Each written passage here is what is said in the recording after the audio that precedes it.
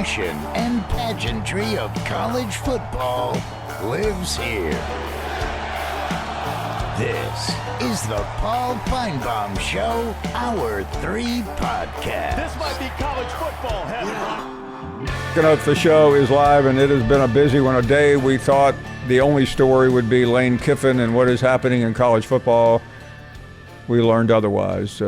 Dolly Parton has passed away. If you're just getting off work in your car or walking in your house, it has been a story that has literally left the nation standing still. It was August 16th, 1977, just a week ago and 49 years, when a similar story happened when Elvis Presley died. But this one today is certainly rivaling that, and we have had reaction from literally everyone today. The cable networks have not talked about another story. There almost doesn't seem to be anything else happening. I realize there is. We have talked about plenty, and there are very important stories going on. But I just wanted to make sure that those of you who are joining us late were aware of that news. She was 80 years old, one of the most popular, iconic entertainers ever, and that is probably understating her popularity and likability and lovability. Let me go back to the calls right now and say hello to Curtis in Chattanooga, Tennessee. Hey, Paul, it's good to hear your voice, man. I know it's been a minute since I talked to you. Thank you very much. And like you said about Dolly, man, I mean, here in Tennessee hard because not only her being here, but and Gab mentioned about when she was on the Porter Wagon show. Oh yeah. Well, I mean, that was her start. I mean, I think, and listen, I don't remember it, but I think they weren't they an item? Yeah, I'm not for sure, Paul. I don't remember. I really don't know. I thought they were. Yeah, they might have been.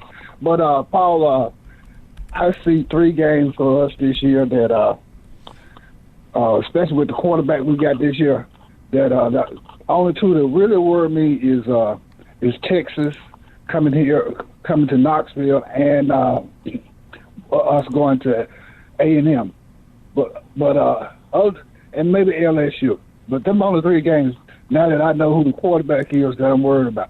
And, Paul, right here in Chattanooga, one boy is going to, I don't know, we call him DGG, that just recently signed last here with Tennessee, the running back out of Baylor High School here in Chattanooga. Oh, yeah. And then, I get the chance to see the next Manning, which is... Oh, absolutely. Yeah, I have Curtis, I have a friend of mine whose daughter goes to Baylor, and she was at that game last Thursday night, and I've gotten quite a report on the running back and of course young Manning. Hey, thank you very much for the call. Let me correct something. Dolly and Porter Wagner did have a very contentious breakup, but they were not involved. It was more a business and creative situation. So I know it happened in the 60s. It's only 60 years ago, but I want to make sure we got the record straight. Let me check in with Brian in Tulsa. Hey, Paul, you could just ask John in St. Louis. He would have known that since he's from the 60s. You're right. He would have known that exactly. Well, I'm going to say rest in peace to Dolly. She was an entertainer, an entrepreneur. And if there's anything true story about a rags to riches story, we're talking about it right now, and that's Dolly Parton. She went from being poor in the Smokies to becoming one of the biggest iconic entertainers of all time. So, Paul, to Dolly, rest in peace. Paul, I'm going to ask you a question real quick. And I'm going to ask this not because I'm an Oklahoma fan. I'm going to ask you this. What is it about Texas that you like? And I'll tell you what, I think Texas could be an overrated team. Well, I'll tell you what, let me, since I've answered that so many times and I haven't heard your opinion on why you think that, why don't you tell us? I'll tell you what, Paul, you look at, to me, the difference between Oklahoma and Texas is the scheduling. I mean, the SEC didn't do Texas any good by giving them a more easier schedule than they gave Oklahoma, where Oklahoma had played those Auburns and Alabamas, LSU's, so on and so forth, the ones that are Texas is finally playing this year.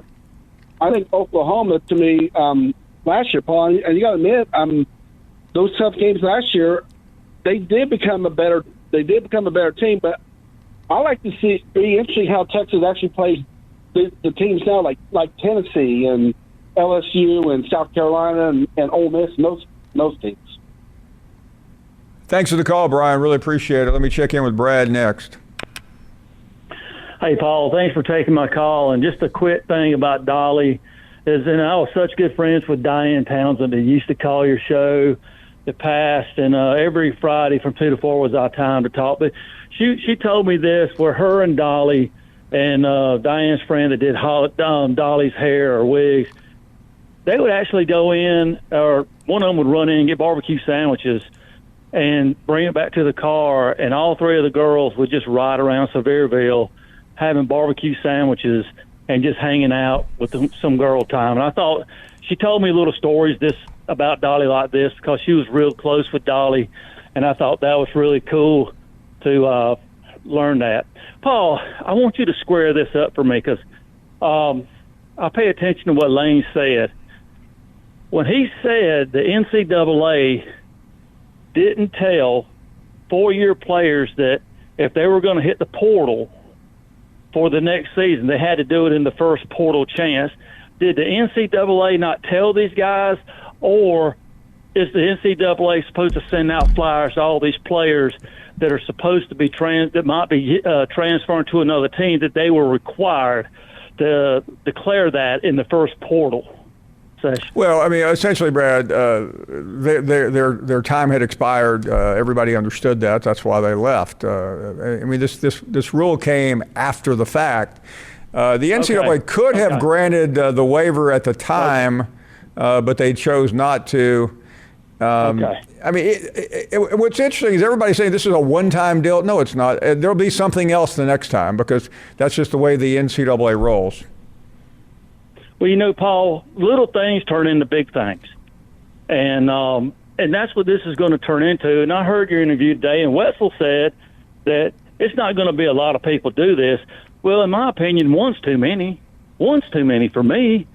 And I heard Trey's phone call about coaches having character. Well, you heard a coach today that has character because he said he was not going to take one person.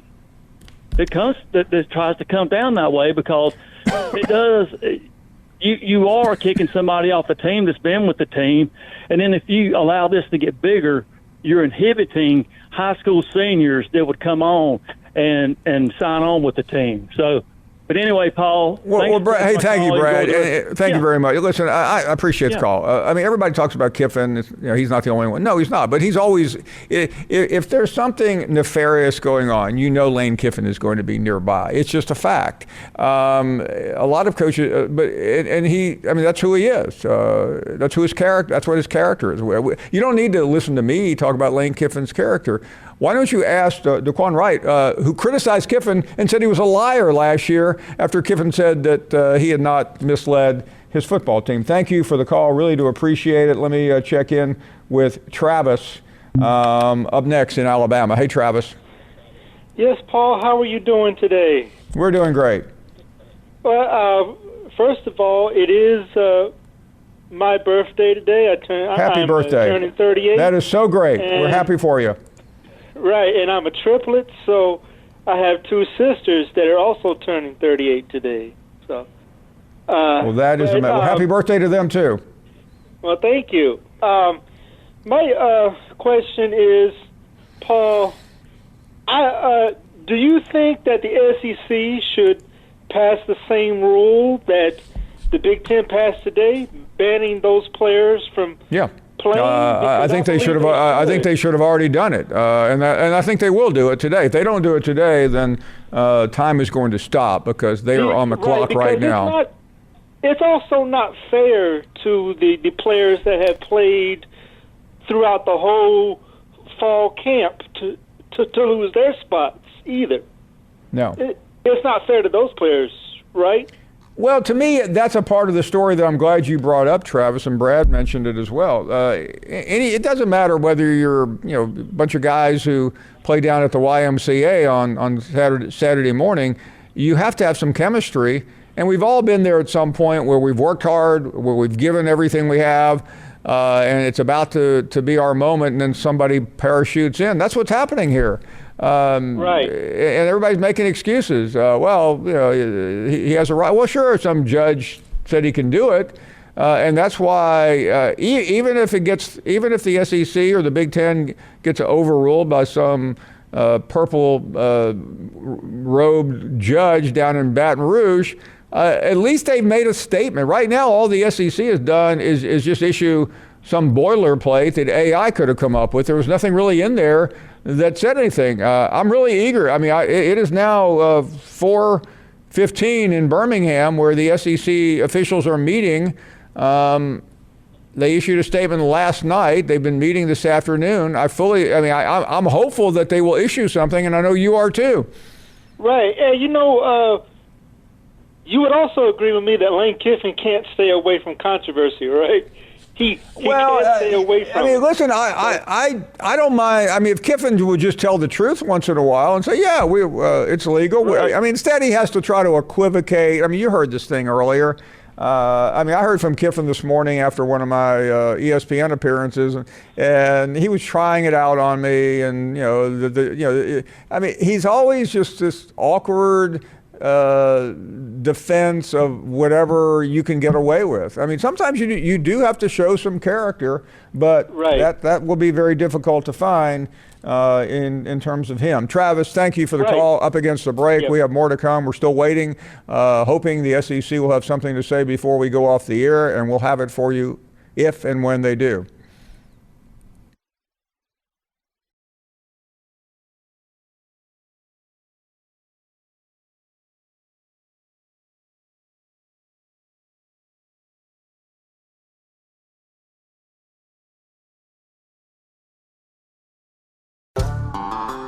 You're listening to the Paul Feinbaum Show podcast. And we are back. Another bizarre day in college athletics. So we're continuing taking your phone calls, more updates. Pat Forde joining us shortly, eager to hear what he has to say. Laurie is up next in Mississippi. Good afternoon. Yes. First thing is, as usual, our SEC commissioner cannot make a decision, and these transfers shouldn't be allowed to come back. But as usual, he can't make a decision when it matters. The next thing I wanted to say is that why is LSU always being treated as a stepchild on the SEC network? That's it. Well, thank you for two piercingly great questions there. Thank you. You have a wonderful day. John is up next in St. Louis. Good afternoon, Paul. How are you John, today, young man? We're doing great. Thank you for asking. Yeah, Paul. I have never really heard a straight story this preseason from Mr. AJ about his football team, so I'd appreciate it, AJ, from Pell City, Alabama, if you could tell us what the expectation level is of your sorry university down there. You're getting lots of hype, getting lots of press, but as we always knew, Paul, that program are a bunch of losers, and the biggest loser is the guy in Pell City, AJ. You're an embarrassment, and AJ, please don't call into the show again. Over and out. Apparently the Lipitor was not available at the pharmacy today. Let's check in with Swamp Dog next. Good afternoon, Paul. Thanks for taking my call. I got a couple things I want to talk to you about. One of them is about Dolly Parton, what an icon she is. And I actually had the opportunity to meet her one time. And I was working, as you know, I work in the fried chicken business, and I was sent to classes for restaurant management in Nashville, Tennessee. Yes, sir. And I was working in Nashville, and I had one of the things I had to do was work in the store and learn the company procedures and everything, corporate thing. And I was working at the drive-thru with the cashier, and a car comes up, and Dolly Parton is sitting in the car. Oh my She's on the goodness. passenger side. Yeah. And the girl said, "That's Dolly Parton out there." And I looked over and I said, "Hello, Miss Parton." She said, "Hello." And I got to hand her food. And wow, that was just Swamp Dog, remind me again where you worked and what you served her. I worked at it was called Famous Recipe Fried Chicken. Okay, I do remember that. Yeah, Famous Recipe. And one of the training stores that I had to go to Nashville to take a class. It was like a 8 or 10 day class that I had to take. But one of the things I had to do was work in the store. And right. when I got to work in the store, that happened while I was there. And I just couldn't believe it. What an icon she is, And I said, man, this is something that's special here. And let me tell you something else about her, too, real quick. Okay. Her song, "I Will Always Love You," Elvis Presley wanted to get by that song from her. Oh, really? Yeah. And she found out from Colonel Parker that if Elvis does a song like that, he owns the rights to it if he does it. She told him no. Whitney Houston did it. We know that. But yeah, I mean, but Whitney Houston did it. She did it. Elvis died in '77. Whitney Houston didn't do that song till what, '90? Wasn't that song for a movie? I think it was. Yeah, I believe it was. I thought it was the one with Kevin Costner. Oh yeah, the Bodyguard or something like that. I think it was. Yeah. But she told it. How many people tell Elvis no, thank you? Well, she did the song in '74. I have a couple of friends in country music, and actually Randy Owen told me that story one time. I think it was "Feel So Right" or one of his biggest hits. Swamp Dog, and he told me that he got a call from Conway Twitty, and Conway said, "I hear you got a new song coming out. I think that'd be a #1 hit for old Conway." And Randy said, "You're not getting it, Conway. I love you, but thanks for the call." And and of course, it was one of Alabama's biggest hits ever. Billy D is up next. Hey, Paul. I'm so sorry to hear about Dolly Parton. My daughter worships her. And down here in Mobile, I know a lot of other people don't know this, but in Mobile, there's a bridge that goes north.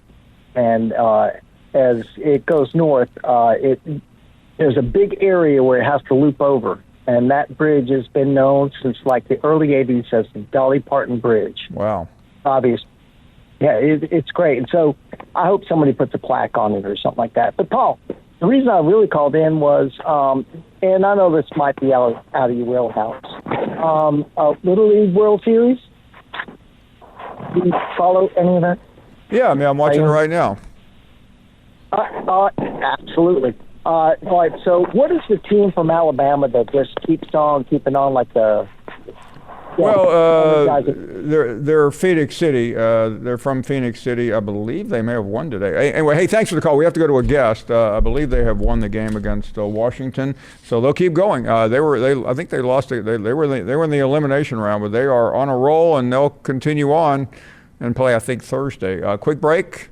Pat Forde joining us next.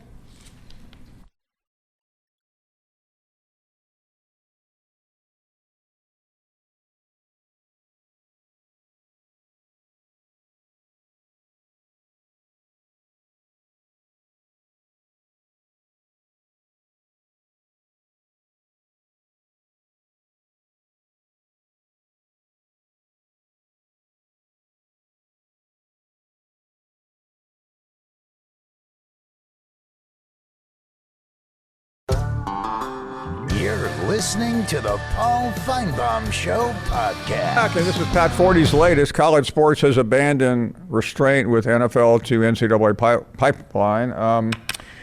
How often have we talked to Pat Forde about Lane Kiffin and all the things that are going on in college sports? But Pat, good afternoon, and I have a quick question to start off. We've both talked in the past about Tony Petitti, the Big Ten commissioner. He has often been missing for long gaps of time, but he showed back up today, and the Big Ten has put its foot in the water first. Your reaction to what they did, and where is the rest of college football? Yeah, I think it's been an impressive summer for Tony Petitti in terms of taking action and kind of putting himself at the forefront of what's going on. I think the move here to basically ban NFL players from coming back to the conference and establishing really strong deterrence from doing so is an attention getter for sure, while the SEC is working its way through a here and now mess with LSU, and other conferences I think are considering following suit. I think really this goes back to, I think, the Big 12 drawing a line with Texas Tech and Brendan Sorsby, and I think conferences now are saying, hey, the NCAA is losing in court. Let's take care of this business ourselves. And I think we're seeing kind of an evolution here of who's policing the block, where and how. And so I do think the Big Ten right now seems to have itself pretty well positioned. Pat, I think we both would agree that the SEC will have something to say fairly quickly, and it will be strong. What I wonder about, and I have a feeling you have thought about this as well, is why did they issue that statement last night, which said very little except supporting Ted Cruz's Protect College Sports Act at the very end? That was an interesting additional paragraph, wasn't it there? I know that the Cruz camp was happy to see that. That's for sure. My sense is that was put out for two reasons. One, like, hey, we're working on it. Give us a little time. We're about to have a meeting here. And secondly, to put LSU on notice when they step into the meeting, this is what you're walking into. We've got a lot of mad conference members, and we're not just going to sit around and say, gosh, we wish LSU wouldn't operate this way. I think they're prepared to take action. And I like you, we're waiting to see exactly what they're going to come up with. But when it's 15 against 1 in a league, as we saw with the Big 12, the forces really kind of can push a conference to doing something pretty substantive. So we'll see what that is. Yeah, Pat, I'm actually right down the street, maybe even closer to where they are meeting. I don't have the time right now to walk over there, but I would like to. I'm just guessing because we all know that the LSU athletic director is a puppet for the governor, and so is the chancellor. Everybody there was essentially put into office by the governor of the state. So what do you think that chancellor down there is going to say when they get around to him for the vote? Fascinating dynamic, isn't it? I mean, just that you have a governor who's involved himself to a great degree and taking, a neophyte in terms of dealing with SEC level issues in Wade Rouse and plucking him out of McNeese State, saying, here, get in there, do what I want, which is anything, whatever the heck will make us winners. Bringing an athletic director over from McNeese State, bringing a former McNeese State basketball coach who's an outlaw back to the league. So it's like, who's running this operation, how and why? Why are you the way you are, LSU? And I think that if I'm Wade Rouse, boy, you better come correct to this meeting, but I would expect to walk in and have 15 guys sitting there saying, we're not going for this, so you better change your ways. I'm sure you saw the picture when R.J. Luis came back to LSU today. He formerly played at St. John's. Will Wade, I thought he had just returned from the Strait of Hormuz or something. I mean, the way he was responded to. It is so classic. Like the entire Will Wade experience is, we've all been done so poorly to. we're going to rally back from this adversity. We're going to watch us go here as we come together as wronged individuals, when that is so far from the way things have actually played out. But you would think, the Strait of Hormuz, I like that. Absolutely. They're coming back from, just unbelievable hardship, all completely self-inflicted. And we'll see what kind of team they can actually put on the floor, because LSU doesn't have many players, especially if the SEC comes up with a rule that could take the R.J. Luises and others out of play. Yeah, that season hasn't started yet, but I am curious though, Pat. I mean, you've been around competitive sports your whole life as a sports writer and as a father. But when someone parachutes in back to football days before the opening game, and in this current world where you just can't have 150 people out there on the field, somebody's going to have to go. How do you think that's going to play in this already transfer portal directed locker room of Lane Kiffin? Yeah, I don't think it's going to play very well. I mean, they may not have to actually cut people or many people, but that's still possible. And then the people that you're not cutting, they're still second teamers, third teamers getting bumped down the depth chart. And you're right, this is a time where players don't sit by idly or very happily when their playing time gets taken away. And Kiffin has long operated on this kind of, I don't know, wink, nod, trust me, don't worry, everything's going to be fine sort of, I think, situation with players, and then just turned around and done whatever he thinks is best for the lineup. And that's a tough, increasingly tough sell, I think, to make happen. I mean, the way they handled the quarterback situation in the portal was wild, messy, dicey. Even Sam Levitt, I think, for a while was angry with LSU because they were talking to other people. They ended up getting him. But I just wonder now, if you are bringing in a tight end, a defensive end, a defensive back, defensive tackle, those players who were expecting to have that playing time that are all of a sudden going to be diminished, that's going to lead to trouble.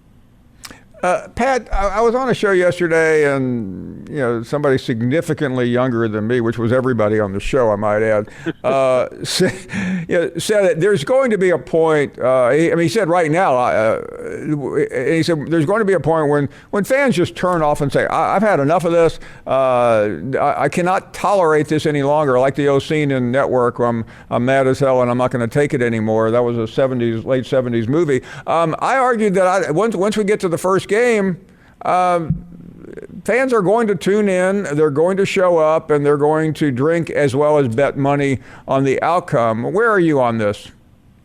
Yeah, Network, great movie, by the way. But to your point, I think you're right. I think that, as usual, the leaders in college sports have to white-knuckle their way through an incredibly turbulent offseason, usually of their own making, land the plane, kick off the balls, and everything gets a lot better.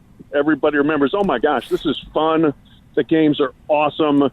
We enjoy going to the stadium. We enjoy watching on TV, all those sort of things, and the problems kind of go away. It gets tougher every year. It really does, and I do think you run the risk of alienating some people, but the vast majority, noon Saturday when they're kicking off in Dublin, they're going to be watching saying, just give me some football.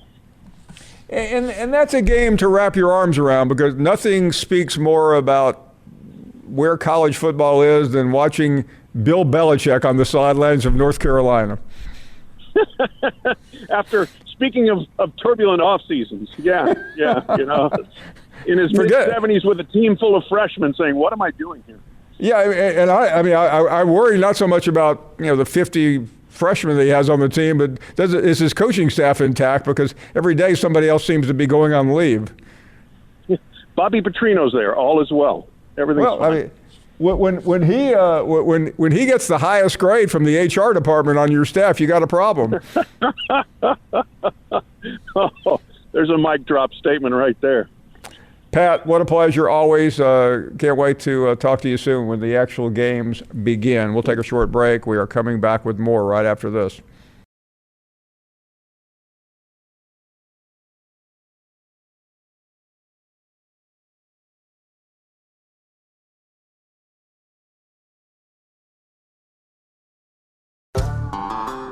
You're listening to the Paul Feinbaum Show podcast. And we are back, and Elliot is next.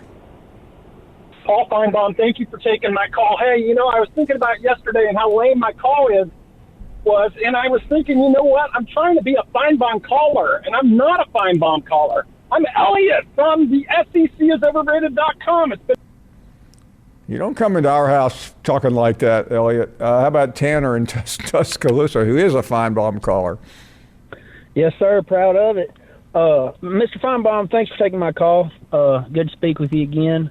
Thank you. I'm going to try and keep it short. But I got a couple questions for you.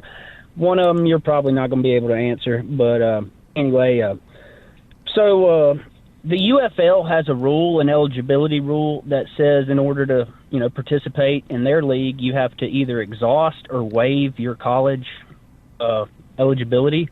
Do you think the NFL ever adopts a rule like that? That's the first question. Second one is the whole Bediaco, Alabama fiasco happened back in January, late January or early February. Why was Greg Sankey and the powers that be why were they not preparing for this day back in January? I know we didn't know the ruling in Colorado was going to come out, but anybody with an eighth grade education probably knew that eventually some guy's going to try to come back from the NFL and play college ball. So I just don't understand why we weren't kind of getting ahead of the game. And my last question for you, and probably the most serious, is you, Mr. Paul Feinbaum, I'm asking you on a scale of 1 to 10, how confident are you in Greg Sankey and his ability to lead the SEC forward, for the next 5 or 10 years? On a scale of 1 to 10, you think he's the best man for the job? What's your confidence level in him? And Tanner, thank you for the call. My confidence level in Greg Sankey has always been high.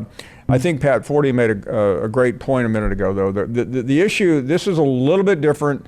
I've said it this morning, and I'll say it right here. I did not like the statement last night. I thought it was rudderless, and bringing the political aspect into it, to me, made no sense whatsoever.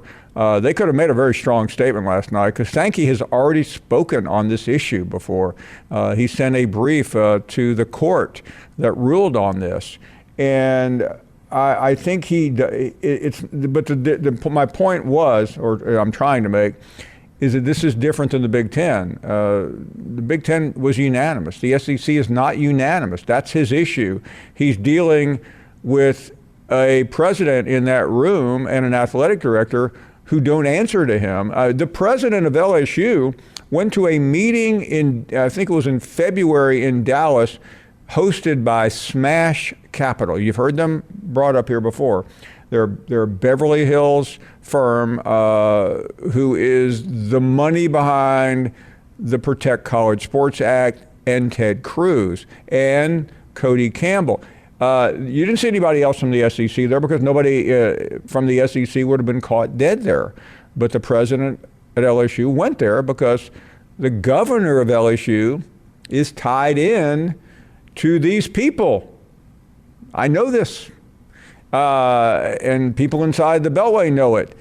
So Sankey has got to navigate that part of it, and he doesn't need the president of LSU and the athletic director, Verge Asbury, walking out of that meeting and unloading. He'd like to try to keep it within the family. I'm guessing all that. I haven't talked to Greg Sankey. I haven't seen him in quite a while, since I think we were in Destin, not Destin, but Tampa. But that to me, I think, is his biggest issue in trying to navigate that room. He's never had to deal with that before. LSU has always been a little bit out there on the edge, but this is a new situation. Steve-O is up next in St. Simons. Hey, Steve-O, good afternoon. Hey, Paul, I'm going to talk about the SEC's preseason schedule. But I am going to segue back, like old John always says, about what you just said. I'm going to tell you, Sankey's had a terrible 6 months, brother. I mean, he screwed up Destin by going to a 9-game schedule, making the athletic directors, the presidents, and the coaches believe that the playoff was going to expand, which in fact I think he knew it wasn't. And then this whole thing, him being quiet for as long as he's been quiet, it's not a good look for him. I'm a Sankey supporter, but he just seems like he's been behind a lot of the curveballs lately, and it's not like him to be like that.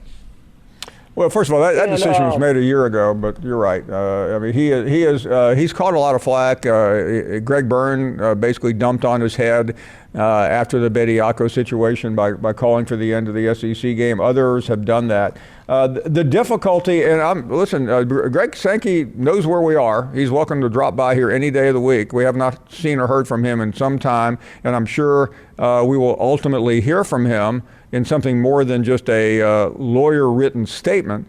But he has more critics than he used to. I think that's an understatement.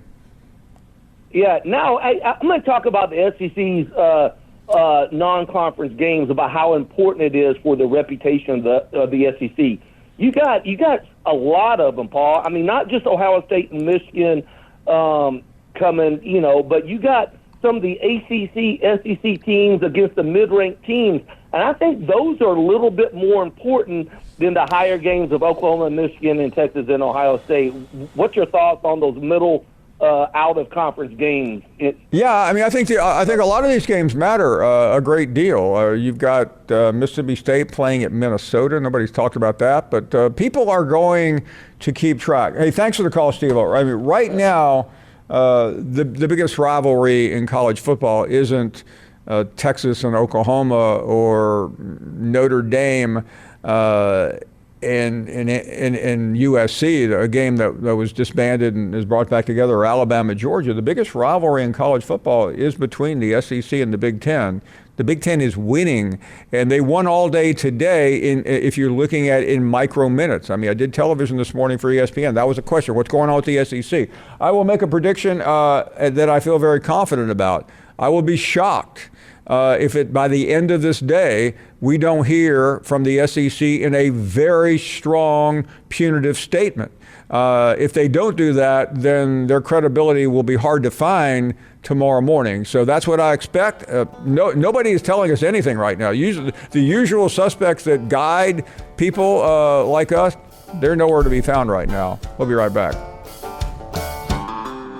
Thank you for listening to the Best of the Paul Feinbaum Show podcast. Watch the Paul Feinbaum Show weekdays from 3 to 7 Eastern on the SEC Network. Plus, you can listen and watch on the ESPN app.